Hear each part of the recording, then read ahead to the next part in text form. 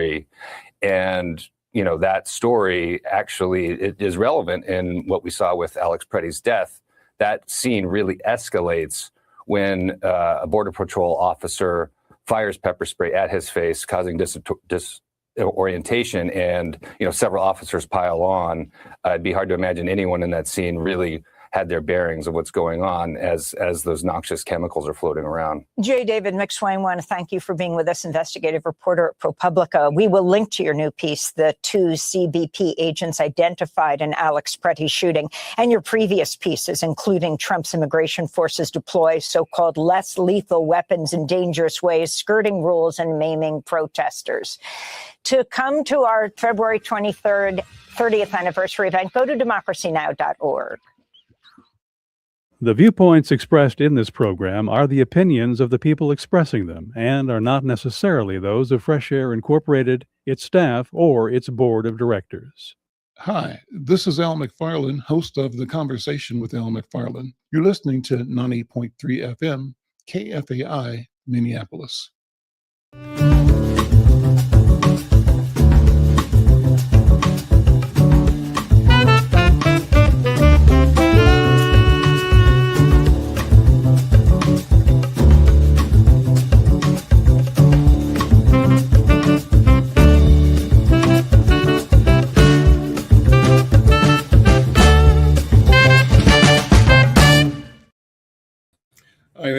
I'm Al McFarlane. Welcome to The Conversation with Al McFarlane. I'm glad to be here.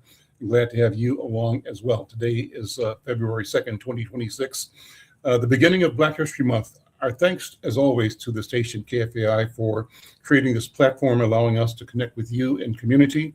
And our thanks to all of our teams who create our social media presence. We're streaming this program live on YouTube at the channel for the Black Press USA, the National Newspaper Publishers Association, on the Inside News channel. And we're streaming to Facebook and LinkedIn as well. Wherever you're connecting, we want to connect with you, to have you involved in the conversation. Follow the chats. We'll be monitoring those. If you have questions for our guests, we'll try to post them and shout you out in the process. Today is a wonderful program, an exciting one. I'm pleased to have as my guest Dr. Gerald Horne, and joining me as well is Professor the Griot, the Dean in the Black community, Mahmoud El-Kati. Gerald Horne currently holds the Moores Professorship of History and African American Studies at University of Houston. He is an activist, a scholar, a researcher, an archivist, an author, historian, an attorney, and much, much more. He's written over 50 books. His latest book, which is available for purchase at the International Publishers website, is entitled The Counter-Revolution of 1893, the Hawaii Coup, and the Roots of U.S. Imperialism in the Asia-Pacific Basin. He's a permanent guest on the radio show Bring It On, which airs on Black Power 96 radio on Sundays. This is on the West Coast, I believe, at 3:30 p.m. Eastern Time. He also hosts a radio show entitled Freedom Now, which airs on KPFK 90.7 FM on Saturdays at 11 a.m. Pacific Time. And replays of both shows can be found on the Activist News Network.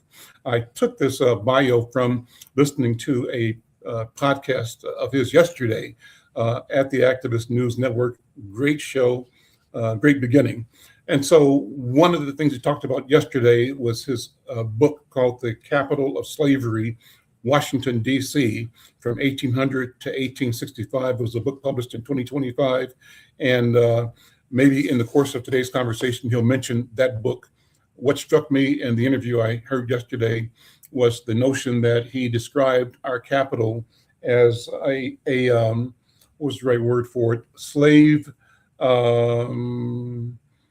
pen, that Washington, D.C. was the seat of the slave market in this country. And I think I'd love to hear more about that as well.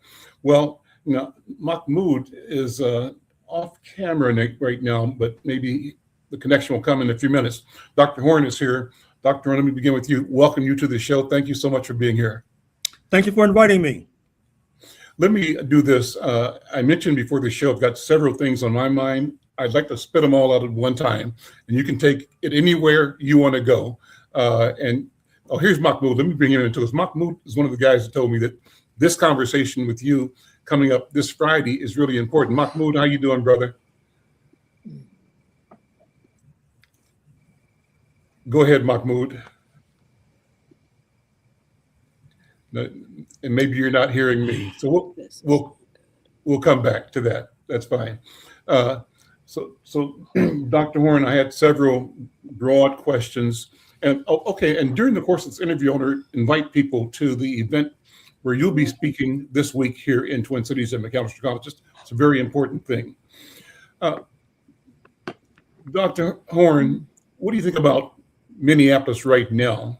We're in the middle of the news again in this country and actually around the world behind the recent murders of Renee Good and Alex Pretty by U.S. government forces. And what are your thoughts on that, looking back to the fact that this was the scene of the George Floyd murder by the Minneapolis police some 5 years ago? And there's what I call a police invasion of Minneapolis, but what's the connection between that and the Trump invasion of Caracas, Venezuela? Are there threats that are international in nature that somehow connect to the pressure and the challenges we're experiencing on the ground here in our local community, in communities around the country? For example, the Trump administration has threatened Iran, threatened Canada, Cuba, and are there threats to African nations? And is there a separation between us and those threats, or do those things affect us? Is this our business or not? Should we be concerned about these international concerns or not? International is the key word. I'll throw this out too. Pardon this long intro, but I think this gives you a running ramp to go wherever you want to go, Dr. Horne. We talk in community here about foundational Black Americans versus an internationalist view of how we move forward as a community. What are your thoughts on that? My thinking is guided by the attention I'm paying to what's happening in particularly Burkina Faso, Niger, and Mali. Under the leadership of Ibrahim Traore in Burkina Faso, they seem to be rewriting the terms of engagement between Africa and Europe, between the systems of extraction and the need and the awareness to understand what sovereignty means anew and how to enact that on the ground. And how does that relate to us in this country? So I'll stop there. And welcome to the show, Dr. Horne. Well, thank you for inviting me. Obviously, you asked a series of complicated questions. I don't know if I can answer them all in one fell swoop, but if you want to return to repose a question, feel free to do so. Yes. To a certain degree, as I will argue at McAllister College this coming Friday when I arrive in the Twin Cities, to a certain extent, there's a certain inevitability to this crisis in Minneapolis. As I plan to argue, it's the inevitable result of decisions that were taken decades ago, not least taken in the Gopher State.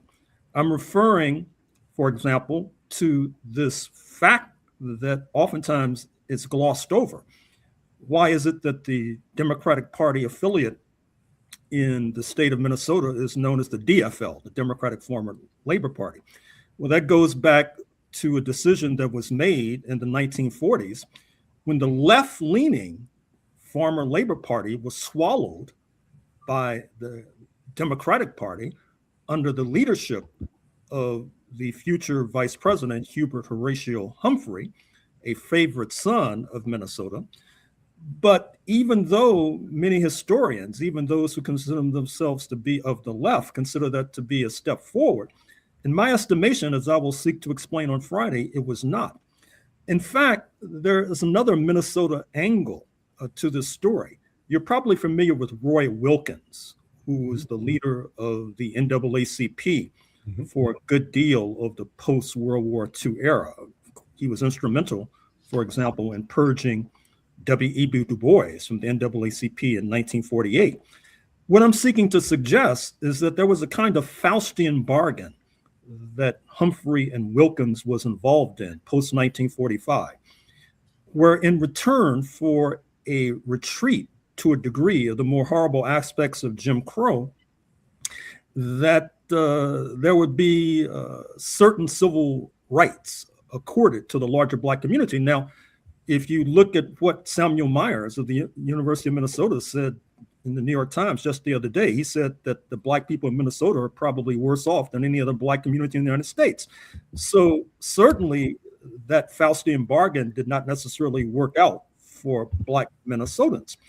But at the same time, it helped to empower the right, because part of the bargain was an attack on the left, an undermining of the left, particularly the left and trade unions, for example. Roy Wilkins not only was a staunch opponent of W.E.B. Du Bois, he was not only a staunch opponent of Paul Robeson, the tallest tree in our forest, the singer, actor, lecturer, linguist, etc., who in some ways was a symbolic leader of the left in the post-World War II era.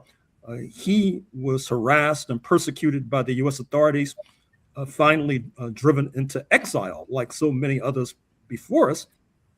And the fact is that that that was brokered by Roy Wilkins didn't work out. And there's another local angle as well, as I'll tell the story. A former fiance of Roy Wilkins was Marvell Cook, who grew up in the Prospect Park neighborhood of Minneapolis, for example, helped to desegregate that neighborhood. As Roy Wilkins was turning away from the left, she rushed into the embrace of the left, became a close comrade of Paul Robeson after she migrated to Harlem in the post-World War II era. And this story of Wilkins and Cook in some ways sums up the crisis in which we find ourselves, because what happened with these bargains struck by Humphrey and Wilkins, once again, was that the left was marginalized, and like a seesaw, as the left was marginalized and went down in terms of influence and potency, the right ascended, for example. And voila, there you have the election of Donald J. Trump. There you have his sending jackbooted thugs into the streets of Minneapolis and St. Paul, because as the former coach of the Green Bay Packers, Vince Lombardi, once said, if you're attacking a team, you should attack it at its strength. And the Twin Cities are regarded as a citadel of progressivism. And the idea is that if you can destabilize the Twin Cities, then the weaknesses of our movement will be exposed and revealed elsewhere, making it easier for the Trumpistas to prevail. This also ties into the international situation that you so cogently mentioned, because part of what's happening internationally is that the cowboy tactics of Mr. Trump has not only alienated erstwhile allies, for example, Denmark over this Greenland crisis and the threat to impose tariffs, for example, on the European Union, but he's ratcheted up tensions with both Iran and Cuba. It's unclear which one will be attacked first, probably Iran, which would open the gates of hell. And as the international crisis heats up, there will inevitably be domestic opposition. And this demonstration project in Minneapolis, St. Paul, is exemplifying what will happen to those who surge into the streets if and when conflict is ignited with Iran. And once again, Mr. Trump has no answer for the affordability crisis, which he calls a con job and a hoax. He's trying to distract attention from the Epstein files, which are really a bombshell in terms of what it exposes, in terms of the misdeeds of the ruling class of the United States, particularly these so-called tech bros in Silicon Valley and these Wall Street leaders, so-called, et cetera. So this is a polycrisis, to coin a phrase. And when you have a polycrisis so profound and deep as this country faces, inevitably the iron hammer of repression is brought down, and inevitably that iron hammer is brought down on the Twin Cities, which once again are seen as being in the vanguard of progressivism, the vanguard of, quote, liberalism, unquote, and therefore is destined to suffer unless and until we can turn the tables. So what's the connection between George Floyd and Renee Good and Alex Preddy? How do you describe that? Well, first of all, respect due to those who have fallen victim to the repression of the state. One of the points that I'm going to make on Friday at McAllister College is to cite the words of the late Martinican intellectual Aimé Césaire when he was seeking to explain the brutality of fascism in the 1930s and the 1940s. And he argued there that in order to understand Central and Eastern Europe in the 1930s and 1940s, you had to understand European colonialism in the Caribbean and Africa, because what the fascists were seeking to do in the 1930s and 1940s in Europe, they had perpetrated in Africa, in Latin America, and the Caribbean in particular. And I'm going to add a corollary to the Césaire thesis. A country which is based upon mass enslavement of Africans, mass dispossession of the indigenous. As you probably know more than most, the Twin Cities are also a citadel of Native American resistance, which has gotten quite a bit of reportage in the news lately. And some of us recall what happened during the US Civil War, when one of the largest mass executions in the history of this country took place at the behest of then US President Abraham Lincoln, when dozens of Dakota warriors were executed because they were trying to resist the devastation of settler colonialism. And so my Césaire corollary is that a country that is based on violence and is founded on violence, you should not be surprised when violence rears its ugly head, as it did with the on-camera slaying of George Floyd, as it did with the killing of Renee Good, as it did with the murder or the killing of Mr. Preddy, for example. In other words, I think, to coin a phrase, the chickens are coming home to roost, or to quote, ironically, Abraham Lincoln, you cannot escape history. You might be able to forget it, but it will not forget you. I'm Al McFarlane. This is The Conversation with Al McFarlane. My guest today is Professor Gerald Horne. Also joining us is Minneapolis, St. Paul historian, Professor Mahmoud El-Kati. Mahmoud, you were in and out earlier. I think you're back now. Let's bring you on camera. There we go. Can you hear us okay, Mahmoud? I think so. Yeah, thank you so much for being here, and thank you for being a part of our welcoming committee for Dr. Horne.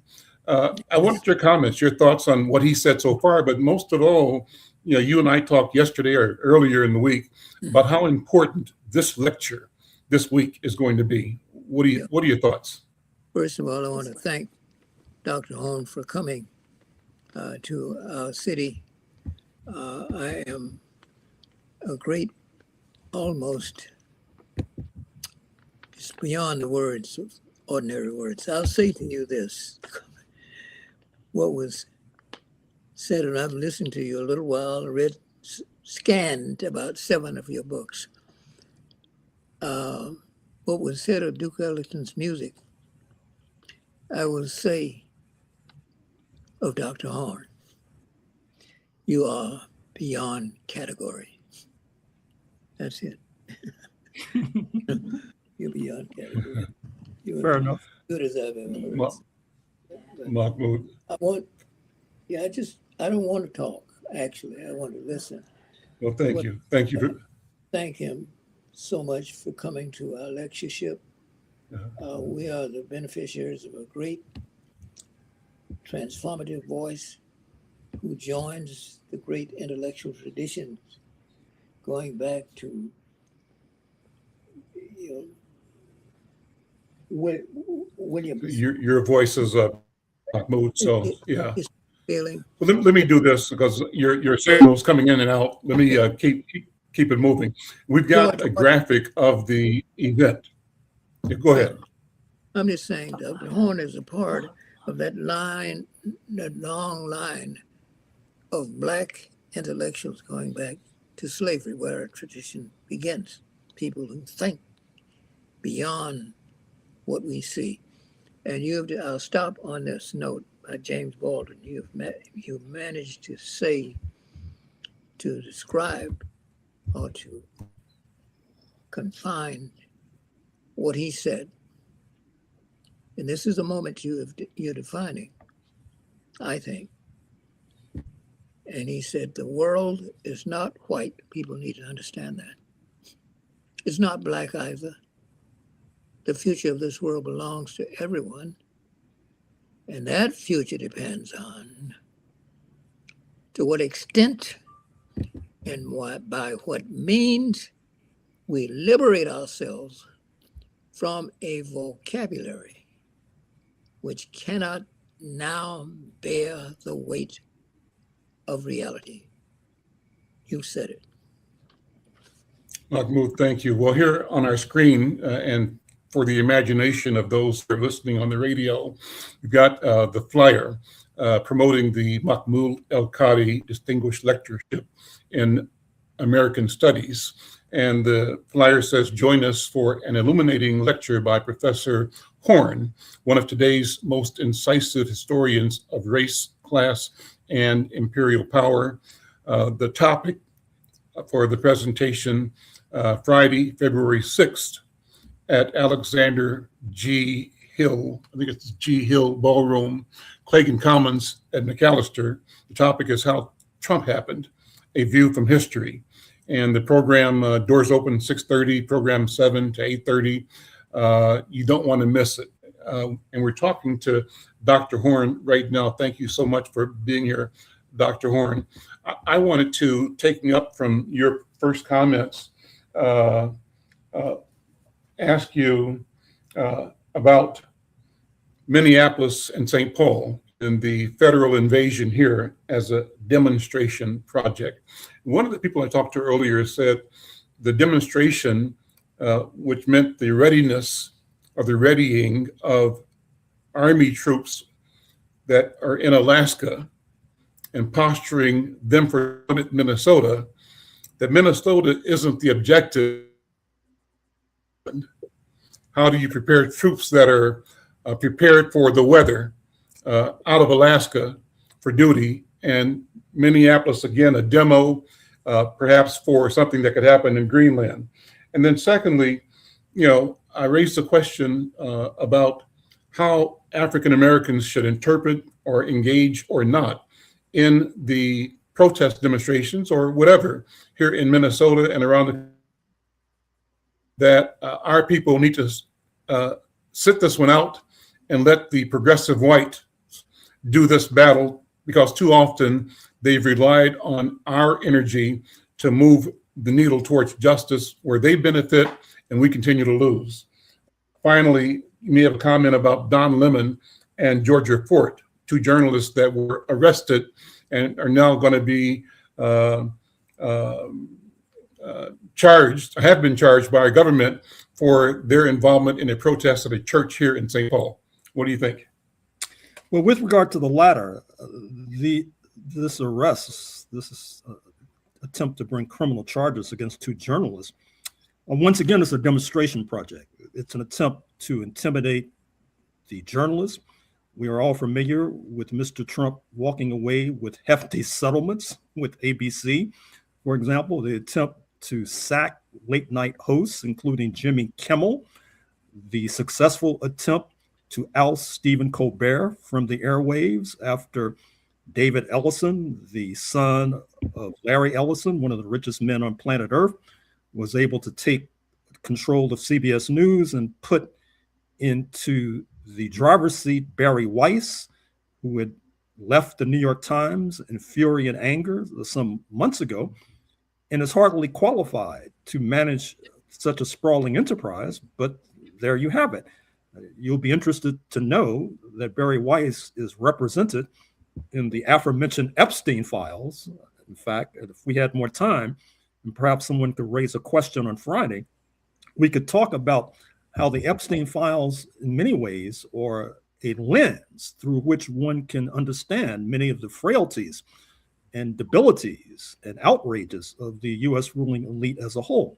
But back to Lemon and Fort, you also see the domestic consequences and the global consequences. What I mean is that even if these prosecutions fail, most likely they will, inevitably they will have accomplished a task, because Don Lemon, I know, has hired one of the most expensive Washington lawyers walking the face of the earth. Speaking of Abby Lowell, also the lawyer for Lisa Cook, the Black woman who Mr. Trump tried to oust from the Federal Reserve, also the lawyer for Attorney General Letitia James, who Mr. Trump tried to send to prison as well because she won a lawsuit against him.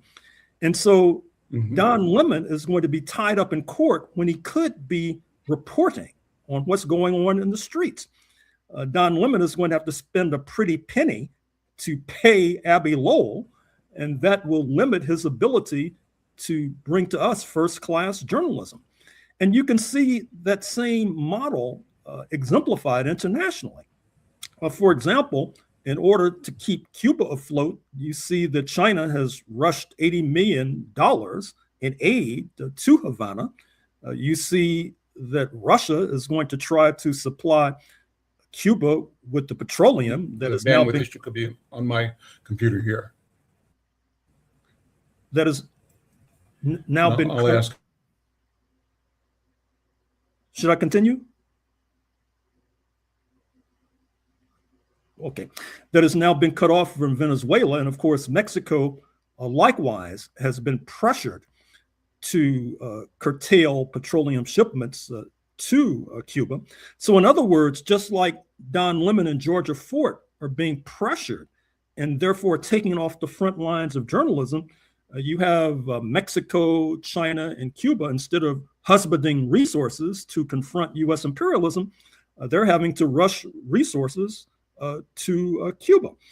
With regard to internationalism, for example, it's no secret that a lot of my work has exemplified the positive aspects of internationalism. Indeed, as I said in my book on the Haitian Revolution, Confronting Black Jacobins, obviously homage to the book The Black Jacobins by the late Trinidadian scholar C.L.R. James, you cannot begin to understand the abolition of slavery in the United States in the 1860s without understanding the Haitian Revolution.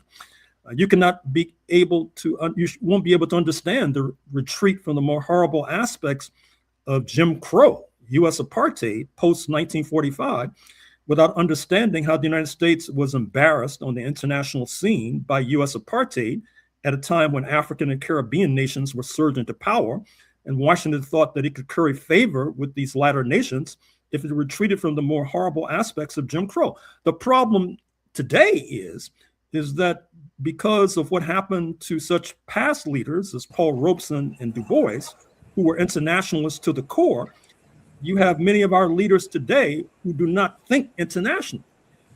For example, many in the international community have been captivated by the speech given by Canadian Prime Minister Mark Carney at Davos, Switzerland, just a few days ago. In that speech, among other things, I found it remarkable that the former British colony that revolted in 1776 to establish the United States of America was confronted by the former British colony north of the border that did not revolt. And now you have a confrontation between those two forces because Mr. Carney is trying to organize, by his own admission, a bloc of nations to confront U.S. imperialism. I bring that up because one would think that if our leadership and our organizations were operating normatively, that they would be rushing delegations to Ottawa to confer with Mark Carney, or in the case of the Twin Cities, rushing delegations to Manitoba, just across the border, to confer with our Canadian friends about our mutual problems and mutual approaches. But that sort of approach has not apparently occurred. And just to conclude on this point, it brings us back once again to the Twin Cities. It brings us back to the son of Rondo, St. Paul, speaking of Roy Wilkins, the leader of the NAACP during pivotal and crucial moments. who had a face-off with his former fiancee, Marvell Cook, of Prospect Park, Minneapolis.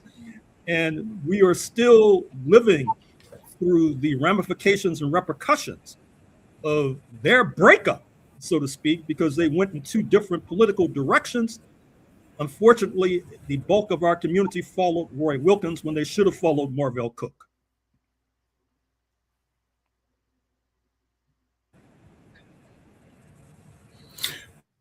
If you would, Dr. Horne, about internationalism as a strategy versus a more nationalist or myopic view. The notion that you hear from the advocates of the Foundation of Black Americans that these problems are not ours, that we've got history for us begins with our presence here.